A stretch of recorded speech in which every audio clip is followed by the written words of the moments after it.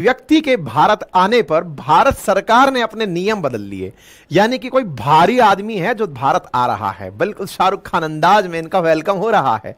और आने के पीछे जो मंशा सरकार की है वो ये है कि जब ये आए, पैसे वाला आदमी है तो जेब खाली करके जाए। और जेब खाली करवाएंगे कैसे, आज के सेशन में हम यही बताएंगे।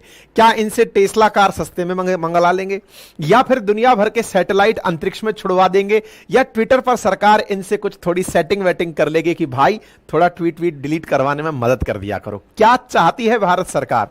बाय द वे, मैंने आज से 13 दिन पहले भी आपको एक सेशन करके बताया था कि एलन मस्क को भारतीय बाजार में एंट्री मिल चुकी है। एंट्री की शुभकामना जैसे ही इन तक पहुंची, आप लेकर के झोला निकल लिए भारत की तरफ की आ रहे हैं। बहुत कुछ है इनके लिए साहब इंडिया में इन्हें जहां एक और अपनी इलेक्ट्रिक कार बेचने का मौका मिलेगा, वहीं दूसरी ओर सैटेलाइट के थ्रू, इंटरनेट और ट्विटर के थ्रू भारत सरकार के साथ सीधी दोस्ती। ये सारी बातें आज के सेशन में जाननी है, क्योंकि ये बहुत ज्यादा खास है। और भारत सरकार इनके आने से पहले अपने नियमों में परिवर्तन कर दे तो साहब ये मानना पड़ेगा कि पैसे वाला हो तो कोई ऐसा जिसके स्वागत में सरकार एकदम पलक पांव ने बिछा ले।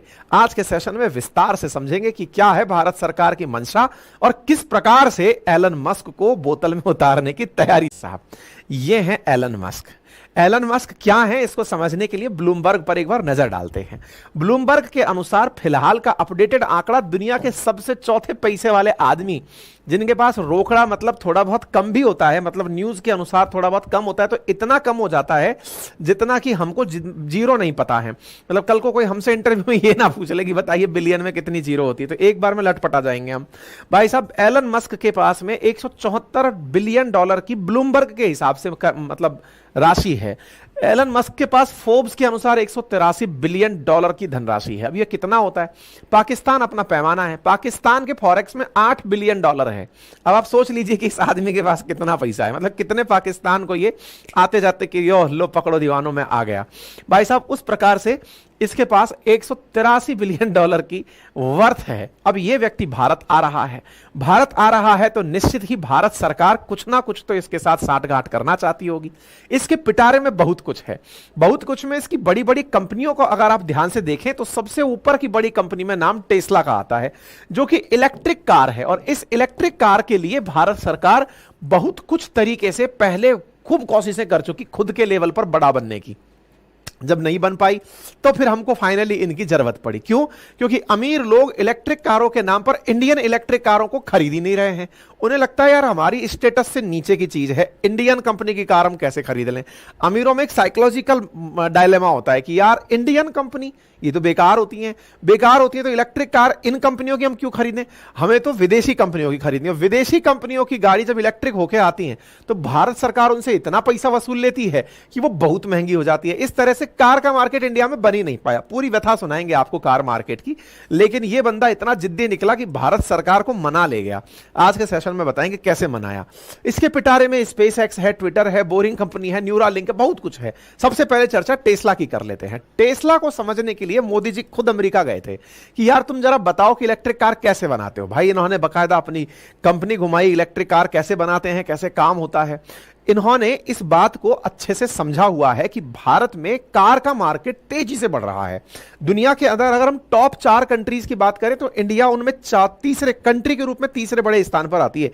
चाइना, अमेरिका और उसके बाद तीसरा इंडिया है। यूरोप तो कंबाइंड रूप से इतनी मिलियन कारें खरीदता है, लेकिन इंडिया इटसेल्फ 4 मिलियन कार हर साल खरीदता है। ऐसी स्थिति में भारत अभी इन दिनों इलेक्ट्रिक कार की तरफ मूव किया है।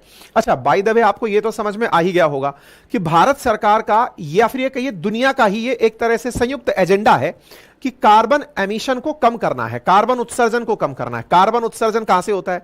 पेट्रोल डीजल जलाने से, कोयला को जलाने से, इनसे होता है। तो ऐसी स्थिति में कार के अंदर जो ईंधन के रूप में प्रयोग होने वाला पेट्रोल डीजल है उसको रिप्लेस करके बिजली से अगर कार को चलाया जाए, और बिजली कहां से लाएं तो बोले सोलर पैनल से लाई जाए। तो सोलर पैनल से रिन्यूएबल एनर्जी से बैटरी चार्ज से गाड़ी चलाओ।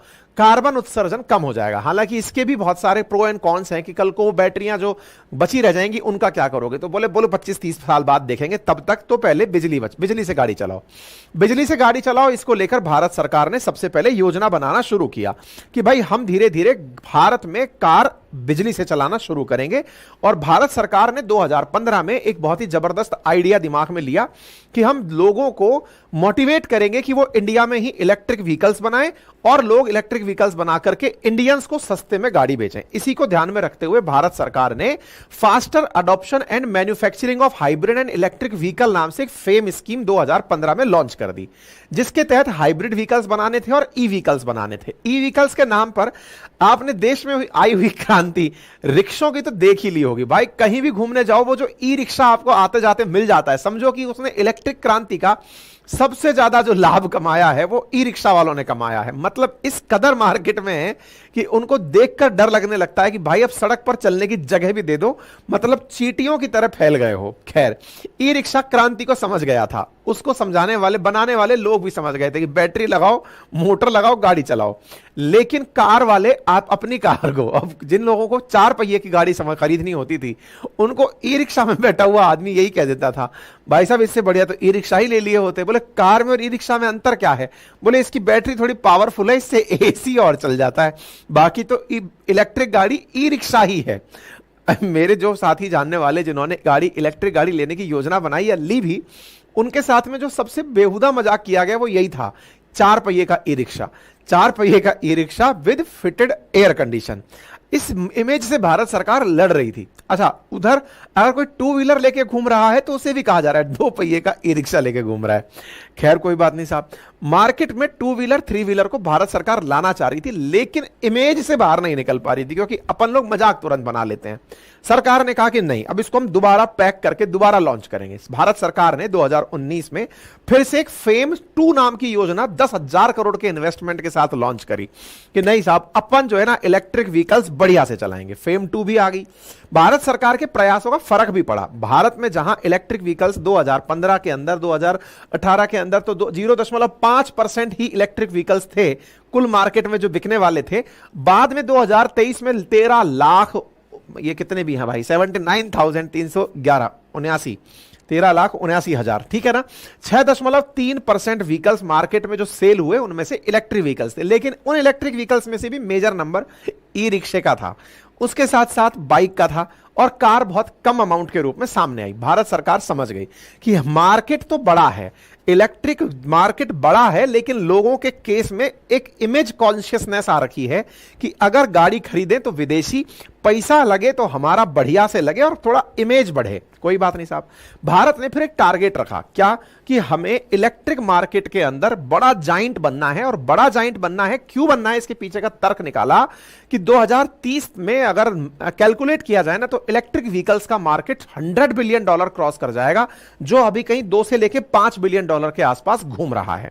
भारत सरकार ने एक बहुत ही मतलब भविष्योन्मुखी प्रकार का आइडिया दिमाग में रखा कि अभी पेनिट्रेशन मार्केट के अंदर जहां 5% है, 2030 तक 45% के आसपास इलेक्ट्रिक कार के अंदर या इलेक्ट्रिक सामान के अंदर मार्केट बन जाएगा। कोई बात नहीं साहब, ऐसे में एंट्री धूमधाम से होना जिसकी बचती है, उनका नाम होता है एलन मस्क। एलन मस्क से मिलने प्रधानमंत्री खुद गए, समझने गए, और भारत ने बहुत अच्छे से इलेक्ट्रिक कारें बनाई भी हैं। टाटा की इलेक्ट्रिक कार अगर आप देखें तो मैं मतलब बहुत प्रेज करता हूं टाटा के प्रोडक्ट्स को, जो उन्होंने जिस तरह से मार्केट को पकड़ा हुआ है।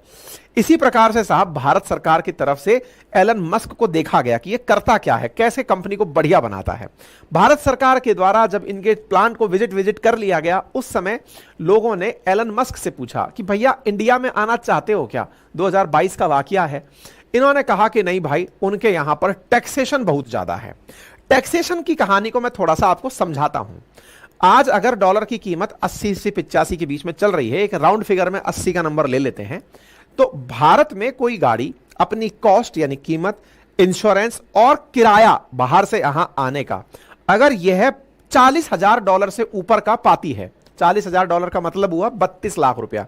अगर कोई कार 32 लाख रुपए से ऊपर की विदेशी कंपनी की गाड़ी है और बाहर से सीधा इंडिया में इंपोर्ट की जाती है, मतलब इंडिया वाले बाहर से मंगाते हैं, जैसे ऑडी, मर्सिडीज, BMW, बहुत सी गाड़ियां एज इट इज हम इंपोर्ट करते हैं। अब अगर आप इंपोर्ट कर रहे हो और उसकी इन तीन चीजों को मिलाकर लागत 32 लाख रुपए से ऊपर पड़ रही है, राउंड फिगर में बात कर रहे हैं, 32 से 35 पकड़ लीजिए, तो भारत सरकार 100% उस पर कस्टम ड्यूटी वसूल लेती है। मतलब यह हुआ कि तुम्हारी कॉस्ट, मतलब तुम्हारी जो कीमत है अगर 32 लाख, तो इस पर 32 लाख रुपए तुम अब और दो हमें। यानी एक तरह से यह समझिए कि आज इंडिया में जो भी 70 लाख की गाड़ी आप घूमती हुई देख रहे हैं, समझ जाओ कि उसमें 35 लाख रुपए वो भारत सरकार को कस्टम ड्यूटी दे के गाड़ी चला रहा है। चलिए कोई बात नहीं। अगर उससे थोड़ी सस्ती पड़ रही है, कॉस्ट, इंश्योरेंस और माल भाड़ा तीनों मिलाकर $40,000 से कम पड़ रहा है, तो भारत सरकार उस पर 60% इंपोर्ट ड्यूटी वसूलती है। इस प्रकार से हम लोग जबरदस्त टैक्स वसूलते हैं और इस टैक्स वसूलने से बहुत सारी कंपनी की गाड़ियां भारत पहुंच ही नहीं पाती, और पहुंचती हैं तो फिर वो कुछ ही लोगों तक लिमिटेड रह जाती हैं। भारत की अपनी कंपनियां अच्छे से विकास करें, इसलिए भारत सरकार ने कस्टम ड्यूटी को इतना बढ़ा के रखा हुआ है और उसका फायदा भी होता है। आज इंडिया में बच्चे से महिंद्रा हुआ, टाटा हुआ, ये ग्रो करते हैं, मारुति हुआ, ये ग्रो करते हैं। इसके पीछे का बड़ा कारण है कि हमने फॉरेन कंपनी के ब्रांड्स को, जो कि तुलनात्मक रूप से थोड़े अच्छे कंसीडर किए जाते हैं, वो हमसे बीट कर जाएंगे, हमको बीट कर जाएंगे, तो उन्हें बाहर रोकने का तरीका बना रखा है। लेकिन एलन मस्क हमारी जरूरत थी। क्यों जरूरत थी? क्योंकि हम इलेक्ट्रिक मार्केट को 2030 तक $100 बिलियन का बनाना चाहते हैं, इलेक्ट्रिक व्हीकल मार्केट को। लेकिन वो टू व्हीलर और इलेक्ट्रिक रिक्शा बेचने से नहीं बनेगा। इनसे जब पूछा गया एलन मस्क से 2021 में, तो इन्होंने साफ कहा कि भाई हम आ तो जाएं, लेकिन इंडिया की जो इंपोर्ट ड्यूटी है, टेस्ला चल तो जाएगी वहां, लेकिन भाई हम इतना पैसा नहीं दे सकते। इतनी इंपोर्ट ड्यूटी होगी तो उसकी वजह से लोगों तक रीच ही नहीं बन पाएगी। तो बोले ये नहीं कर पाएंगे। तो बोले फिर क्या करें? भारत सरकार की तरफ से प्रधानमंत्री ने लास्ट ईयर जून के अंदर इनसे मुलाकात की।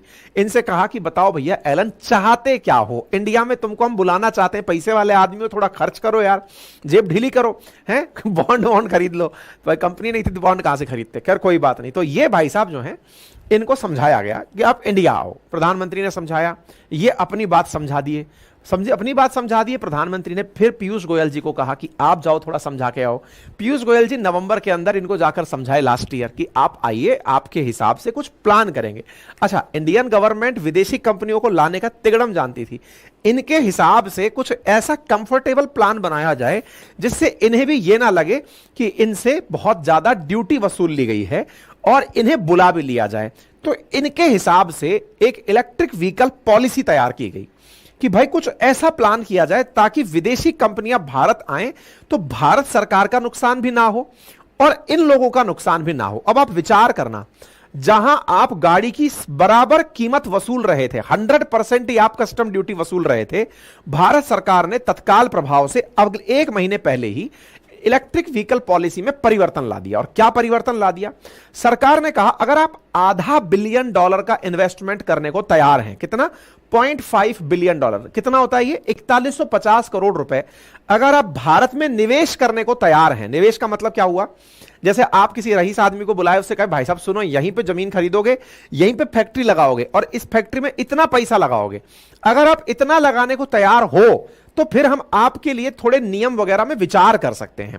तो इंडियन गवर्नमेंट ने एलन मस्क को दिमाग में रखकर ऐसे कानून बना दिए कि अब मस्कवा एकदम मस्क तरीके से इंडिया में आ सकते हैं। कैसे? अब सुनो, भारत सरकार ने इनको जहां पहले 100% का डर बिठा रखा था, उसे सीधा 15% पर कर दिया। 15% कोई ड्यूटी नहीं है, मतलब ये जितनी भी कार चाहे उतना इंडिया में भेज सकते हैं। लो साहब पकड़ो। अब आप कहेंगे जब इतना कम किया है तो इससे कुछ तो लिया होगा। क्या लिया? इनसे लिया इन्वेस्टमेंट, कि तुम $0.5 बिलियन का अगर इन्वेस्टमेंट करते हो तो तुम्हारे हिसाब से हम कुछ चीजें तुम्हें बताते हैं। क्या क्या बताते हैं? आइए, पहला पॉइंट, न्यूनतम निवेश 4150 करोड़ रुपए करना ही होगा। अधिकतम निवेश कितना करते हो उसमें हम कोई भी इफ एंड बट नहीं करेंगे, लेकिन जब तुम इंडिया में अपनी कार बनाओगे तो पहले 3 साल में तुम्हें जितना भी सामान खरीदना है उसके अंदर तुम्हें पहले भारत के प्रोडक्ट निर्माताओं से 25% सामान हमारा इंडिया का लगाना पड़ेगा। यानी तुम्हारी कार बन के आ रही है, उसका 1/4 हिस्सा इंडिया में बना हुआ, हमारे इंडिया के लोगों के द्वारा बनाया हुआ होना चाहिए।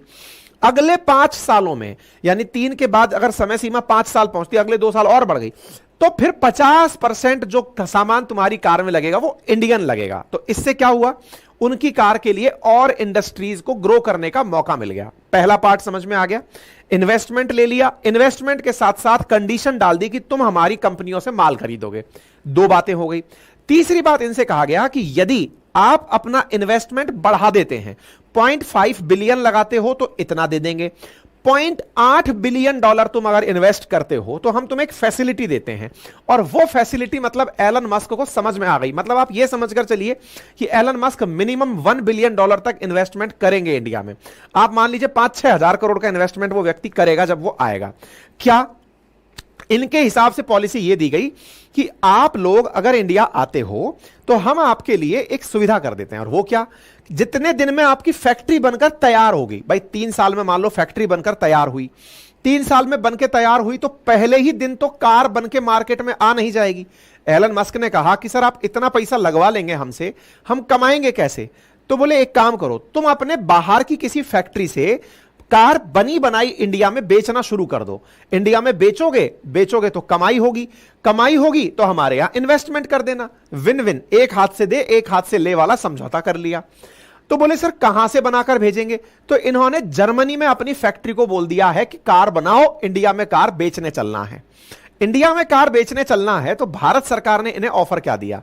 15% तुमसे हम टैक्स लेंगे, लेकिन ऐसा भी नहीं हो कि तुम 3 साल में लाकर पहले ही हमारे यहां पर गाड़ियां भर दिए, तुम सारा की सारा स्टॉक हमारे यहां पर भर दिए कि साहब हम तो विदेशों से सस्ता गाड़ी मंगा लिए, बाद में कहे फैक्ट्री में सॉरी सर हम कुछ कर नहीं पाए। ऐसा नहीं है बेटा, तुम केवल 1 साल में 8,000 गाड़ी ही मंगा पाओगे। मतलब अगर तुम्हें बाहर से गाड़ी मंगानी है ना तो 1 साल में 8,000 ही मंगा पाओगे। इस प्रकार से 5 साल में तुम 40,000 गाड़ी मंगा पाओगे। गाड़ियां मंगा लो। और चूंकि हम 100% कस्टम ड्यूटी लिया करते थे, अब 15% पर आ रहे हैं, तुम्हारे चलते हम 85% ड्यूटी का नुकसान उठा रहे हैं।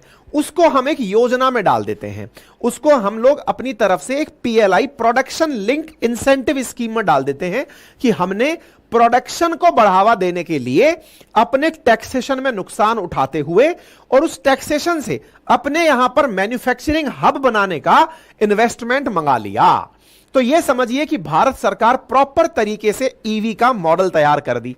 मतलब आप यह समझिए जिस दिन एलन मस्क यहां पहुंच रहे होंगे, यह ले लीजिए कि इस दिवाली टेस्ला जबरदस्त बिकने वाली है। यह पहले से ही फोरकास्ट आप लेकर चले जाइए, क्योंकि भारत सरकार की नई इलेक्ट्रिकल व्हीकल पॉलिसी के बनते ही टेस्ला ने जर्मनी के अंदर भारत के लिए गाड़ी बनवाना शुरू करवा दिया कि सर शुरू कर दो, जर्मनी में गाड़ी बनना शुरू हो गई है। अब वो गाड़ी बनना शुरू हुई है, मैं तो कह रहा हूं कि दिवाली भी कौन देख रहा है, आने वाले 1-2 महीने में टेस्ला कार आपको इंडिया की सड़कों पर चलती दिख जाएगी, क्योंकि भारत सरकार नई इलेक्ट्रिकल व्हीकल पॉलिसी ले आई है जिसके चलते हुए टैक्सेशन में कमी होगी। यानी एक तरह से यह समझिए आपको भी मतलब अफोर्डेबल प्राइसेस में गाड़ी मिलना शुरू हो जाएगा।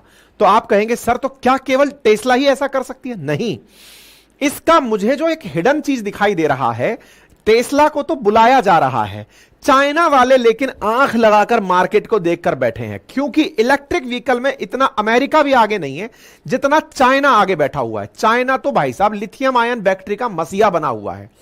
ऐसी स्थिति में उनके यहां की एक कंपनी है जिसका नाम है BYD, इंडिया में ऑलरेडी उसकी गाड़ियां घूमना शुरू हो गई हैं, जब 100% उसके ऊपर ड्यूटी लग रही है।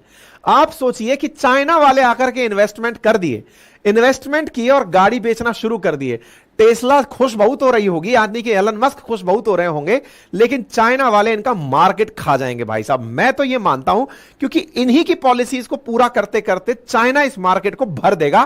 किसी को यह दिख नहीं रहा है, लेकिन मुझे जो कहते हैं ना गेहूं के साथ खरपतवार आती हुई दिख रही है, वो चाइनीज खरपतवार आके दिख रही है जो मार्केट को पूरी तरह से तोड़ने वाली है। और आपको फायदा यह होगा कि जब बाहर से मार्केट में आएंगी कंपनियां तो गाड़ियां सस्ती मिलना शुरू हो जाएंगी। अब जैसा मैंने आपसे कहा कि इस पॉलिसी के अंदर इंडिया में से ही इन्हें कुछ लेना होगा। अब इंडिया से ले क्या? तो 25% इंडिया से प्रोडक्ट लेने हैं। तो टाटा के साथ इनकी बात चल रही है, टाटा टेस्ला डील हुई बताई कुछ सेमीकंडक्टर्स को लेकर। ऐसा मार्केट में चल रहा है, ना तो टाटा खुद बोलने आया ना टेस्ला खुद बोलने आई, यानी कि एलन मस्क ना बोलने आए, दोनों ने कुछ बोला नहीं है, लेकिन माना जा रहा है। और उधर से पधारो हमारे देश। राजस्थान वाले भी कह रहे हैं कि सर इतना पैसा लगाओगे राजस्थान में लगा लो। आंध्र प्रदेश वाले कह रहे हैं सर इतना पैसा लगाओगे हमारे यहां लगा लो। एलन मस्क आएंगे, पैसा लगाएंगे, कम से कम 5 से 7 हजार करोड़ रुपए, मैं तो मान के चल रहा हूं कि 10,000 करोड़ तक की भी न्यूज छपेगी अखबारों में। इतना पैसा ये इंडिया में आके इन्वेस्ट करेंगे। तो कब आ रहे हैं भाई साहब? ये सुनने में आ रहा है कि 21-22 अप्रैल को इंडिया आ रहे हैं, और ऐसी स्थिति में इनका इन्वेस्टमेंट होगा इंडिया के लिए एक विन विन सिचुएशन। भारत का जो बहुआयामी सपना है कि हम 2030 में $100 बिलियन का इलेक्ट्रिक व्हीकल मार्केट क्रिएट कर लेंगे, वो तैयार हो जाएगा। ठीक है, अब आता है सब प्रोडक्शन लिंक इंसेंटिव स्कीम के थ्रू सरकार ये पैसा दे रही है, गलत कर रही है कि सही कर रही है?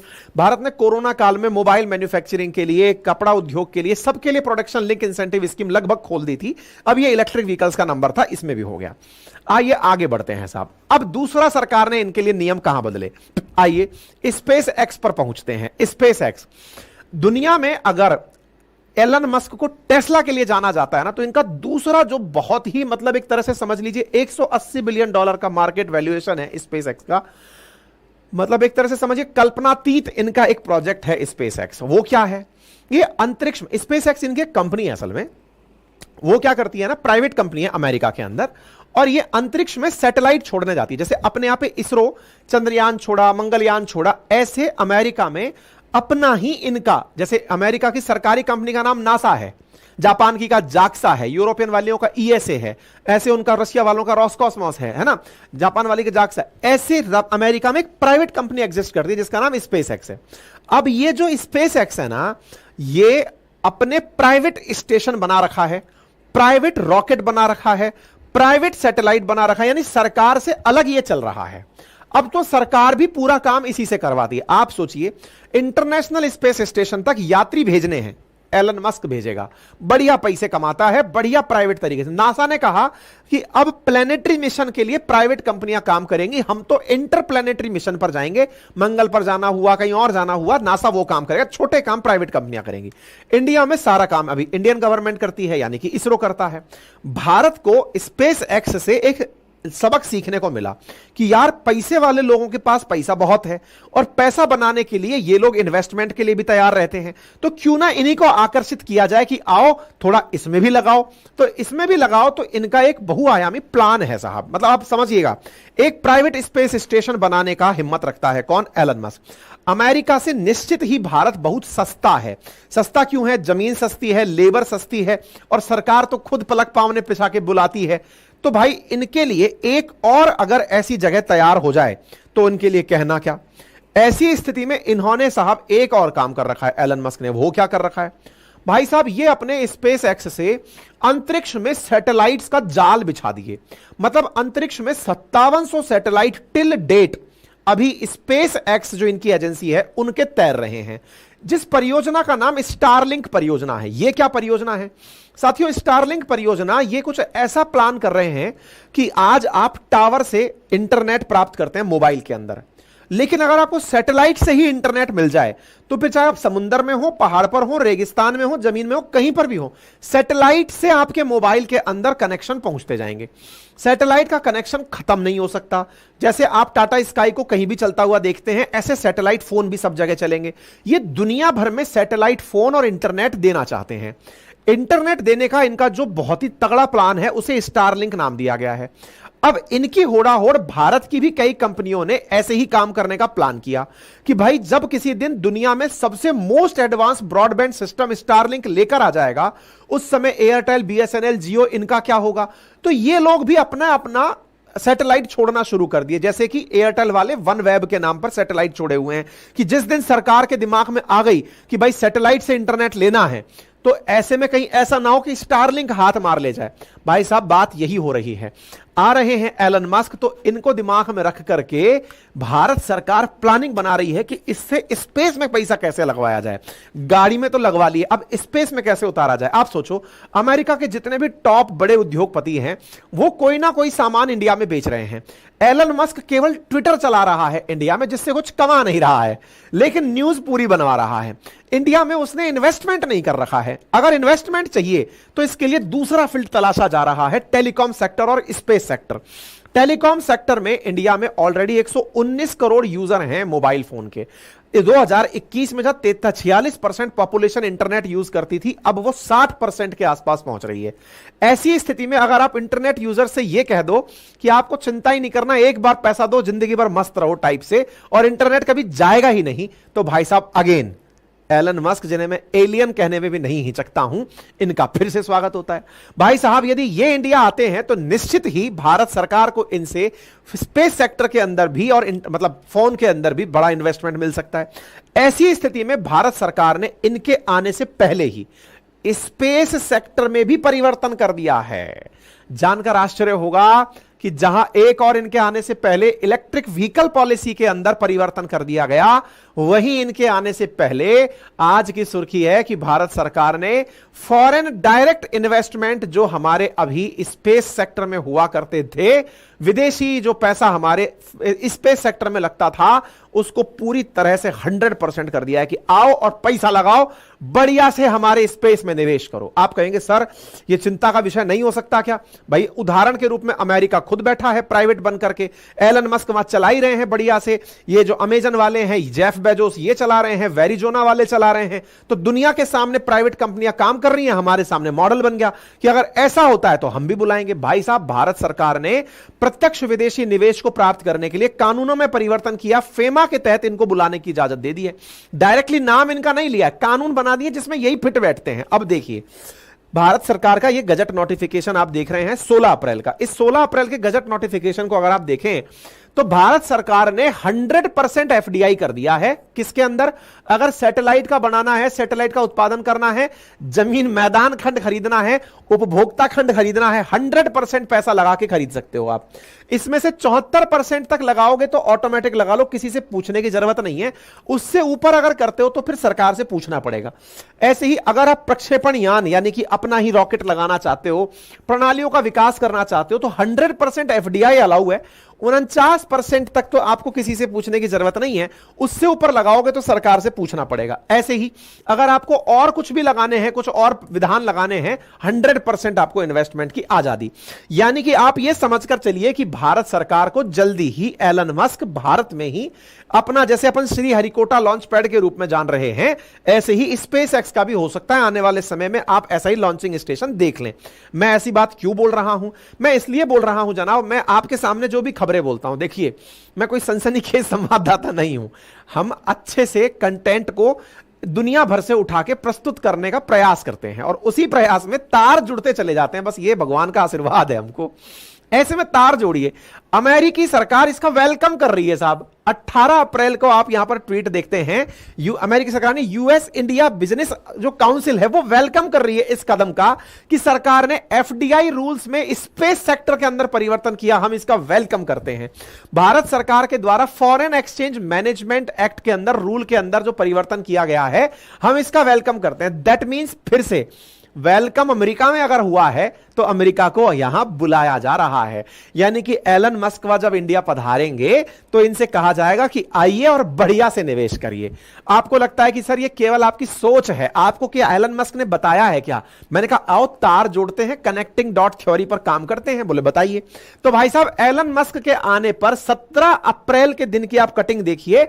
इनको भारत के अंदर जो स्पेस टेक के अंदर काम करने वाले जो फाउंडर्स हैं उनसे मिलाने का प्लान बना लिया गया है। बकायदा इंडिया की जो प्राइवेट कंपनीज में रिसेंटली अग्निकुल, कॉस्मोस, बेलाट्रिक्स एरोस्पेस, स्काई रूट, ध्रुव स्पेस, पिक्सल, सेटसुर, इन सबको उनके सामने बिठाया जाएगा। अब इसका मतलब क्या हुआ?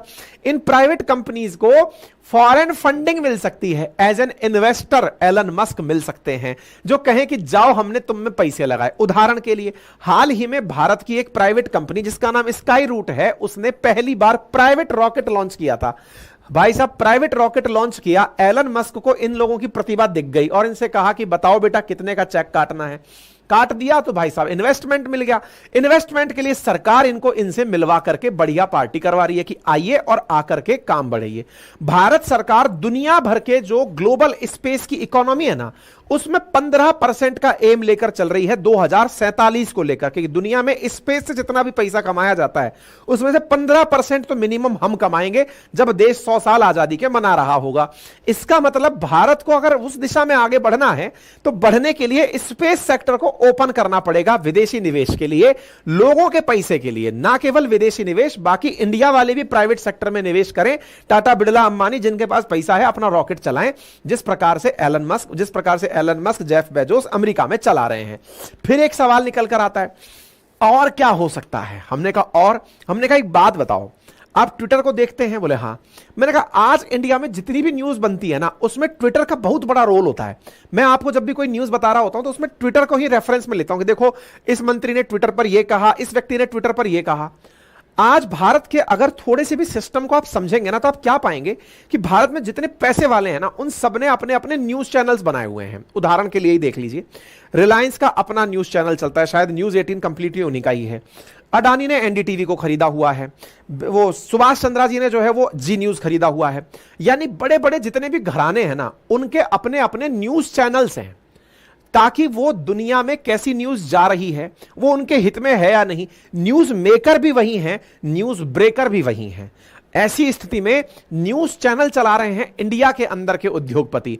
लेकिन आपको सोचकर आश्चर्य होगा, ये जो ट्विटर खरीदा था ना इसने, इसके पीछे थॉट यही थी कि बेटा तुम न्यूज चलाते हो ट्विटर पर आई हुई कोई खबर को, क्योंकि प्रधानमंत्री ट्विटर पर ही बोलते हैं, कोई भी नेता ट्विटर पर ही बोलता है।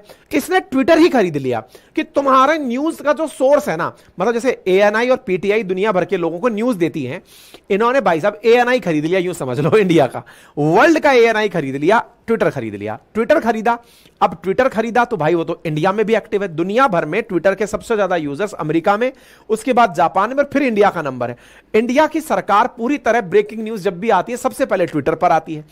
चाहे अभी थोड़े दिन पहले की बात अगर मैं आपको बताऊं, फार्मर प्रोटेस्ट जब हुए थे तो एलन मस्क ने भारत के बारे में एक टिप्पणी की थी कि यहां के नियम बड़े सख्त हैं भारत सरकार की, हम तो नहीं चाहते लेकिन कुछ अकाउंट्स इनके कहने पर हमें हटाने पड़ते हैं। स्ट्रिक्ट सोशल मीडिया रूल्स हैं इंडिया के अंदर।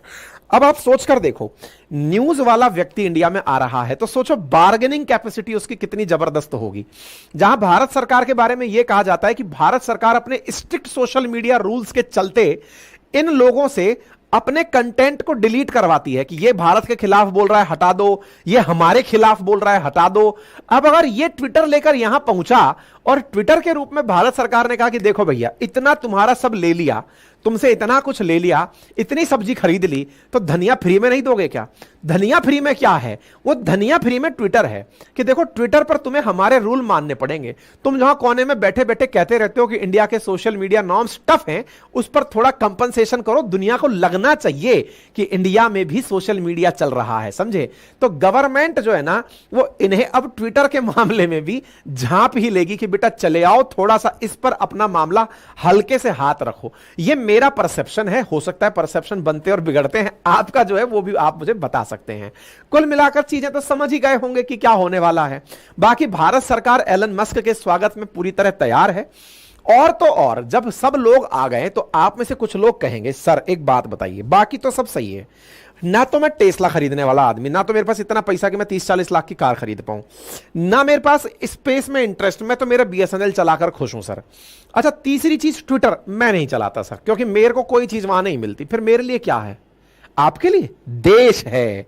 देश है का मतलब क्या है भाई साहब? देश के लिए भी एलन मस्क मसाला लेकर आ रहा है। क्या इंडिया को यूएनएससी के अंदर परमानेंट मेंबरशिप दिलाया जाए? आप कैसे वेलकम कीजिएगा? नहीं तो उसका इतना बड़ा आदमी आ रहा है और आप उसको भाव नहीं दिए तो? ऐसी स्थिति में दुनिया को, इंडिया वालों को वो यूनाइटेड नेशन सिक्योरिटी काउंसिल में परमानेंट सीट की समर्थन देते हुए आ रहा है कि भाई साहब इंडिया को परमानेंट सीट मिलनी चाहिए। आप कैसे कहेंगे? आप ये कैसे कह सकते हैं? भाई हेडिंग बनी हुई है, यूएस ऑफिशियल्स इस बात पर रिएक्शन दे रहे हैं कि एलन मस्क ने कहा है कि इंडिया को परमानेंट सीट मिलनी चाहिए। आपको मालूम होना चाहिए कि दुनिया के 5 ही देश जो प्रथम विश्व युद्ध में प्रभावी रहे थे, अमेरिका, ब्रिटेन, फ्रांस, यूके और ये क्या कहते हैं इसको, आपका रशिया और चाइना। बोले ये जो है ना, ये ही लोग तो हैं परमानेंट सीट बना करके पड़े हुए हैं, ब्रिटेन और यूके एक साथ बोल दिया, ठीक है। तो बोले यही तो लोग हैं जो पूरी तरह से अपना प्रभाव बनाकर चले हुए हैं। तो बोले फिर बोले इनके अंदर इंडिया की भी एंट्री होनी चाहिए। बोले आपको कैसे पता चला? एंटोनी गुटेरस जो यूनाइटेड नेशंस के चीफ हैं, उन्होंने कुछ दिनों पहले एक ट्वीट किया था कि बताइए अफ्रीकी कॉन्टिनेंट के पास एक भी सीट नहीं है। तो इनको कुछ लोगों ने घसीटते हुए पूछ लिया था, सर जी दुनिया की सबसे ज्यादा पॉपुलेशन इंडिया रख के बैठा हुआ है, इसके पास भी तो नहीं है। एलन मस्क इसी पर लिखे थे कि भाई दुनिया की सबसे ज्यादा पॉपुलेशन रखकर इंडिया बैठा है और उसको कोई परमानेंट सीट नहीं दे रहा है। इसके पीछे का कारण तो यही माना जाए कि जिनके पास पावर है वो अपनी पावर शेयर नहीं करना चाहते। तो इन्हें देखकर लोगों को लगा कि यह है अपना रियल हीरो जो चाहता है कि इंडिया को परमानेंट मेंबरशिप मिले। यही कारण है कि भाई साहब अमेरिका में जो संवाददाता हैं उनने जाकर के पूछ लिया विदेश मंत्रालय से, सर जी बताइए अमेरिका क्या सोचता है? तो भैया मस्कवा जो बोलेगा सब मस्त कहेंगे, उसी को बढ़िया कहेंगे कि यही है सही आदमी, ठीक है। तो कुल मिलाकर के सबके मतलब की बात लेकर आ रहे हैं मस्क। जिस दिन आएंगे उनका स्वागत वेलकम तरीके से कीजिएगा, क्योंकि मार्केट समझा दिया गया है सबको, तुमको क्या मिल रहा है, तुमको क्या मिल रहा है, कुछ नहीं मिल रहा है तो सीट मिल रही है कि नहीं मिल रही है। इसको लोग कहेंगे सर जाके तो हम भी नहीं बैठेंगे उस पर मस्त रहिए ना, कुछ तो हो रहा है। खैर ये मेरा प्रस्तुतिकरण का अपना तरीका है, हर चीज के कुछ और आयाम भी हो सकते हैं, आपका अपना समझने का नजरिया भी हो सकता है। मैं आपके नजरिए को बदलने के लिए नहीं इस न्यूज को सुना रहा हूं, इतनी बोरिंग न्यूज को थोड़ा इंटरेस्टिंग बनाकर प्रस्तुत कर रहा था और यही कारण था कि आप इतनी देर तक मुझे सुना और इतना